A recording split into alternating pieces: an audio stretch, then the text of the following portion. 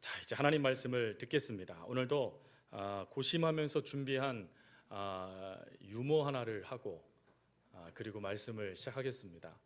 저는 재밌는데 성도님들이 재미없을까 봐 늘 걱정입니다. 그래도 힘을 내서 한번 해보도록 하겠습니다. 전라도와 경상도에서 또 삶을 살았던 한 장교가 6.25 전쟁 때에 한 새로운 신참들, 서울 출신 신참들을 데리고 그 전쟁에 참여하게 되어졌습니다. 그런데 적의 포탄이 이들을 향하여 날아오게 되었을 때 장교가 그만 사투리로 이렇게 얘기했습니다. 수구리. 그런데 서울 신참들은 그게 무슨 말인지 몰라 그만 다 죽고 말았습니다. 장교는 다음부터 절대로 내가 사투리를 말하지 않겠다 생각하여 엎드려 이것을 연습하였고, 마침 또 그들을 향하여 포탄이 날아오자 엎드려라고 외쳤더니 새로운 신병이 단 한 명도 죽지 않고 살게 되어졌습니다. 근데 문제는 바로 그 다음이었습니다. 이들이 기뻐하면서 살았다고 안도하고 있는 그때에 또 포탄이 날아온 겁니다. 그런데 안타깝게도 모든 신참들이 다 전사하고 말았습니다. 왜 전사했을까요? 사투리 때문이었는데요. 혹시 아십니까? 이렇게 얘기했답니다. 아까맨키로. 감사합니다. 또 웃어주시는 분들이 계시니까 감사합니다. 오늘 우리가 좀 어려운 주제의 말씀을 좀 함께 나눴으면 합니다. 사실 어렵지만 반드시 우리가 해야 될 또 일이기도 하죠. 그거는 아름다운 선택, 그 중에 대표적인 전도에 대한 이야기입니다. 사도 바울은 자비량 선교사였습니다. 자비량 선교사란 전문적인 기술을 가지고 주의 복음을 전하는 선교사, 오늘날로 따지면 전문인 선교사이죠. 근데 이 전문인 선교사로, 자비량 선교사로 하나님께서 이끄시는 대로 복음을 전했던 사도 바울에게 큰 아픔의 일들이 나타나게 됩니다. 근데 그 아픔이 예수 안 믿는 이들을 통하여 주어지는 아픔이 아니라 예수 믿고 있었던, 그것도 하나님의 은사를 가장 많이 받았다고 말하는 고린도 교회 형제들을 통하여서 받은 아픔이었습니다.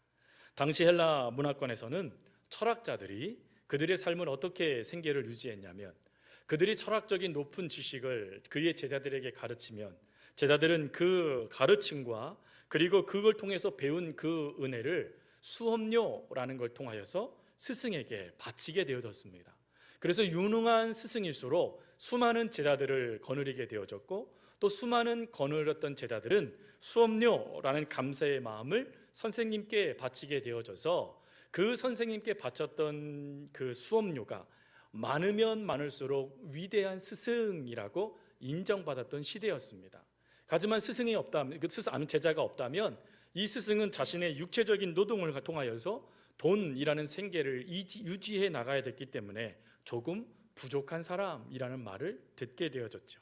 근데 이런 당시의 모습, 당시의 세상적인 관점을 가지고 교회 안에 예수를 믿고 있었던, 그것도 그 교회를 태동하게 만들었던 사도 바울의 복음을 듣고 있었던 이들이 사도 바울을 비난했다라는 것이죠. 왜 비난했을까요? 이유는 좀 전과 똑같습니다. 사도 바울의 선교는 자비량 선교였어요. 즉 자신의 육체를 가지고 돈을 벌게 되어지니 조금 부족한 선교사, 능력이 없는 자라는 평가를 예수 믿는 그리스도인들이 서슴없이 사도 바울을 향하여서 말하였다라는 것입니다. 여러분, 이런 말을 들으면 속상하지 않겠습니까? 내가 열심히 전도해서 열심히 하나님의 일을 감당해서 교회를 세우고 그들을 하나님 품으로 이끌었는데 그들이 자기를 향하여 비수를 꽂으니 얼마나 마음이 아프겠습니까? 근데 이러한 상황 속에 사도 바울은 오히려 그가 복음을 전했던 이 놀라운 복음을 포기하지 않고 이렇게 말합니다. 오히려 내가 자유한다 라고 말이죠. 여러분, 이런 아픔이 자기에게 다가오는데 어떻게 자유할 수 있을까요?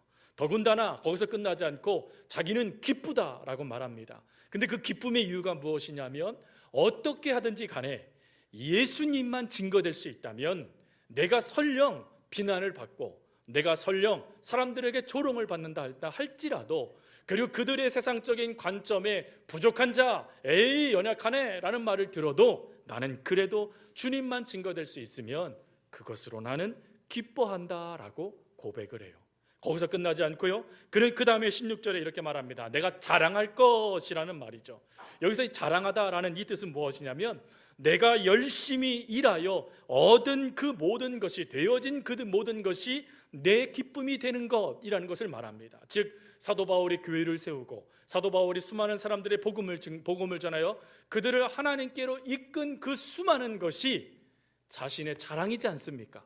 근데 사도 바울은 그것을 자랑하지 않는답니다. 왜요? 이 사도행전 28, 26장 말씀해 보니까 그 일을 예수 그리스도께서 나에게 맡겨주셨기 때문이다 라고 이야기를 해요.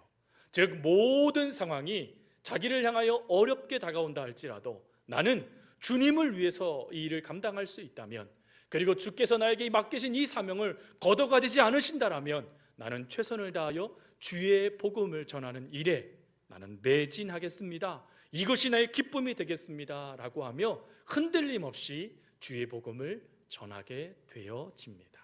그렇다면 사랑하는 성도 여러분, 우리들이 예수 그리스도의 복음을 믿고 그 은혜 가운데 있지만, 그리고 그 은혜를 가지고 수많은 이들에게 복음을 전하지만 때로는 우리가 상처를 받아요. 때로는 남편에게, 때로는 자녀들에게, 때로는 아내에게, 부모에게 우리들이 수많은 말들을 들어요. 예수 믿어도 소용없다는 말도 듣고, 예수 믿음을 통하여서 정말 그들이 깨달았던 잘못된 모습들을 이야기해 줌을 통하여 우리들의 마음이 아이 복음 전해도 소용없네 라는 마음이 들어 그 마음을 닫아버릴 때도 우리 가운데 있지요. 그러나 오늘 우리 사도 바울이 깨달았던 이 놀라운 비밀, 그가 이렇게 복음을 전할 수밖에 없었던 예수 그리스도의 복음을 전하는 것이 무엇인지를 그가 알고 있었기에 이렇게 흔들림 없이 복음을 전했다면, 그 비밀을 우리도 안다라면 어떠한 것이 우리에게 주어진다 할지라도, 어떠한 말을 우리가 듣는다 할지라도, 어떠한 이야기들, 상황들이 우리에게 밀고 들어온다 할지라도 끝까지 하나님만 드러낼 수 있다라면, 주님만 증거할 수 있다라면 저는 그래도 포기하지 않고 주의 복음 전할게요 라고 하며 이 복음 전도자의 삶을 살아갈 수 있지 않겠습니까? 오늘 그 비밀을 사도 바울은 두 가지로 우리에게 말씀해 줍니다. 크게는 세 가지 정도 되겠지요. 첫째는 전도는 의무이기 때문입니다. 사도 바울은요 오늘 16절에 이렇게 말합니다. 내가 복음을 전할지라도 자랑할 것이 없음은 내가 부득불할 일임이니라 라고 말이죠. 여러분, 여기서 이 부득불이라는 이 단어가 사전적인 의미로는 반드시, 당연히라는 그런 뜻으로 쓰여지는 단어이죠. 그런데 이 단어가 헬라어로는 아낭케라는 단어로 쓰여집니다. 이 아낭케라는 단어에는 세 가지 뜻이 있습니다. 첫 번째 뜻이 뭐냐면 강제적으로라는 뜻입니다. 여러분, 누가복음 14장 말씀에 가보면 왕이 잔치를 배설하죠. 그리고 왕이 잔치를 배설한 다음에 종들을, 신하들을 보내서 어떻게 합니까? 사람들에게 이 잔치가 배설됐으니 와서 먹고 즐기라라고 전해 주어라 라고 했는데 아무도 오지를 않아요. 그러니까 어떻게 합니까? 종들을 다시금 보내서 뭐라고 말하냐면 그들을 강권하여 데리고 오라 라는 말씀을 하십니다. 여기서 이 강권하다라는 이 단어가 바로 아낭케라는 단어입니다. 강제로 라는 단어이죠. 그럼 여러분, 왜 우리가 하나님 말씀 부담돼요, 하나님 나 전도 못해요, 아무리 의무라 그래도 나 그거 감당할 수 없어요 라고 하고 뒤로 빼지 못하게 사도 바울이 아낭케, 강제로라는 말을 그가 고백했을까요? 그 이유는 복음을 전하지 아니하면, 예수 그리스도의 십자가의 복음을 그들에게 증거하지 아니하면 그들이 구원받을 수 있는 길이 없기 때문에 그렇습니다. 즉 예수 그리스도를 통하여 받는 그 기쁨, 예수 그리스도를 통하여 받는 그 복, 예수 그리스도의 자녀가 되는 그 은혜, 예수님을 통하여 주어지는 그 수많은 열매들, 사랑의 열매들을 받을 수 있는 길이 예수 그리스도를 증거함을 통하여 복음을 들을 때 그들 속에 생기는, 나타나는 모습이라는 것이죠. 그래서 사도 바울은 이 하나님의 놀라운 말씀을 깨닫고 내가 하나님 말씀을 소극적인 모습으로 비친다 할지라도 나는 강제적으로 주의 복음을 전하는 자가 되겠다라고 고백하고 있는 겁니다. 그리고 두 번째가 사도 바울은요 필수라는 단어를 이 아낭케라는 단어로 씁니다. 여러분, 필수라는 이것을 쉽게 이해하려면요 대학교 과목을 좀 우리가 생각해 보면 됩니다. 대학교에 가면 과목이요 필수 과목과 선택 과목이 있습니다. 이 필수 과목은 무슨 일이 있어도 이 정확하게 학교에서 원하는 기준의 점수를 받아야 됩니다. 안 그러면요 한 학기 더 다녀야 돼요. 그러면 수업료를 더 내야 됩니다. 근데 이 선택 과목은 달라요. 선택 과목은 내가 듣고 싶은 거, 그리고 뭐 학점 잘 주는 거, 뭐 이런 것들을 막 찾아서 선택 과목을 듣습니다. 그럼 여기서 제가 질문을 드릴게요. 사랑하는 성도 여러분, 전도는 선택 과목일까요? 필수 과목일까요? 왜 대답들이 시원치 않게 나오십니까? 전도는 필수 과목입니다. 예수 그리스도께서 우리를 부르실 때 분명한 목적이 있죠. 그게 바로 크게 두 번째 살펴볼 중요한 주제인데, 우리들이 하나님께서 우리들을 부르실 때 우리는 필수적으로 주의 복음을 전하게 하기 위하여, 그리고 하나님이 받은 그 은혜를 나눠주기 위하여 하나님은 우리를 부르셨어요. 그런데 우리가 전도를요 이렇게 생각을 해요. 전도는 은사 받은 사람들만 하는 것, 전도는 무엇인가 말 잘하고 믿음 좋은 이들만 할 수 있는 것이라고 생각을 합니다. 그런데 주님이 이렇게 말씀하셨어요. 가서 그들을 제자 삼아라. 여러분, 여기서 이 삼다라는 이 단어가 명령형으로 되어져 있습니다. 또 거기서 끝나지 않아요. 만민에게 복음을 선포해라. 역시 이 말씀도 명령형으로 되어져 있습니다. 거기서 끝나지 않고 그 다음에 그들을 통하여 죄사함 받는 회개가 모든 족속에게 전파되도록 해라 라는 이 명령도, 이 말씀도 명령으로 되어져 있습니다. 잊지 마십시오. 전도, 안앙케, 부득불 우리가 해야 될 이 전도는 필수로 우리가 해야 될 하나님의 뜻입니다. 그리고 또한 세 번째로 이 안앙케는 어떤 뜻이 있냐면 숙명이라는 뜻이 있습니다. 여러분, 국민교육헌장 그 첫 번째 줄에 뭐라고 기록되어 있는지 혹시 아십니까? 이렇게 기록되어 있습니다. 우리는 민족 중흥의 역사적 사명을 띠고 이 땅에 태어났다. 그럼 사랑하는 성도 여러분, 여러분들은 하나님의 나라의 백성으로 어떠한 숙명, 사명을 가지고 이 땅에 태어나셨습니까? 하나님께서 여러분들을 자녀 삼은 이유는 무엇입니까? 하나님께서 여러분들을 위해서 피 흘려 죽으신 이유는 무엇입니까? 하나님께서 여러분들에게 가라라고 명령하시며 여러분들에게 이 복음 전함의 놀라운 사명, 의무를 여러분들에게 맡겨주신 이유는 무엇입니까? 바로 영혼 구원일 것입니다. 바로 이 영혼 구원을 위하여서, 하나님 나라의 확장을 위하여서 하나님은 여러분들을 숙명적으로 하나님의 자녀로 부르셨다라는 것이죠. 사도 바울은 이것을 놓치지 않았습니다. 그래서 부득불 내가 복음을 전한다라고 고백하고 있는 것이죠. 그리고 크게 두 번째로 사도 바울이 놓치지 않았던 중요한 모습이 있습니다. 그 말씀이 17절 말씀이죠. 17절에 이렇게 되어 있습니다. 내가 자의로 이것을 행하면 상을 얻으려니와 내가 자의로 아니한다 할지라도 나는 뭘 받았대요? 사명을 받았노라 라고 되어져 있습니다. 여러분, 사명이라는 이 단어가 헬라어로요 오이코노미아라는 단어입니다. 이 오이코노미아라는 이 단어는 어디에 쓰여지는 단어냐면 청지기라는 단어에 쓰여지는 단어입니다. 즉 주인이 내가 너를 믿을 수 있어, 그러니 내 것을 네게 맡긴다라고 하면 맡기는 것을 말해요. 마치 보디발이 요셉에게 자신의 모든 것을 맡기는 것, 너라면 내가 믿을 수 있어라고 자신의 모든 것을 맡김을 받은 자, 그게 바로 오이코노미아라는 단어예요. 바로 사도 바울은 그것을 말하는 거예요. 예수님이 자기를 충성되이 여기셔서 주의 복음을 전할 수 있는, 주의 사명을 감당할 수 있는, 내가 너를 신임할 수 있어, 너라면 내 복음이 너를 통하여 전파될 수 있어라고 믿어주셨기 때문에 내가 그 믿음을 가지고 주의 복음을 전하고 있습니다 라고 말하고 있는 것이에요. 여러분, 이 놀라운 사명이 얼마나 컸던지 사도 바울이 뭐라고 얘기하고 있냐면 이 사명을 천사에게도 맡기지 않고 하나님이 나에게 맡겨주셨다라고 고백을 해요. 그래서 여러분, 찬송가 508장 여러분 잘 아시죠? 주 내게 부탁하신 일 천사도 흠모하겠네 라는 그 찬송가의 가사처럼 하나님은요 오늘 여러분들이 어떠한 존재로 이 땅을 살아가야 되는지를 분명히 말씀해 주세요. 여러분, 하나님은 전도를 사명으로 우리에게 맡겨주셨어요. 하나님의 일을 대신 감당할 수 있는 그 사명자로 하나님은 우리를 불러주셨어요. 때로는 제대로 말도 못하고, 때로는 제대로 그들을 바라보고 주의 복음도 전하지 못하는 그런 연약함이 있는다 할지라도 주님은 그럼에도 불구하고 우리를 주의 사명자로 부르셔서 입술에 하나님의 말씀을 넣어주시고 아로새긴 금쟁반의 금상아처럼 아름다운 하나님의 지혜의 역사들을 우리 가운데 넣어주셔서 주의 복음을 전할 수 있도록 역사해 주신다라는 것입니다. 자, 여기까지만 하면 여러분 어떠세요? 답답하시죠? 의무감이고 사명감이다. 아이고, 그럼 나는 의무감도 제대로 못하고 사명감도 제대로 감당 못하니 나는 이거 실패한 인생이 아닌가? 나는 도대체 이거 어떻게 되는가? 라는 생각이 들으실 수도 있을 것 같아요.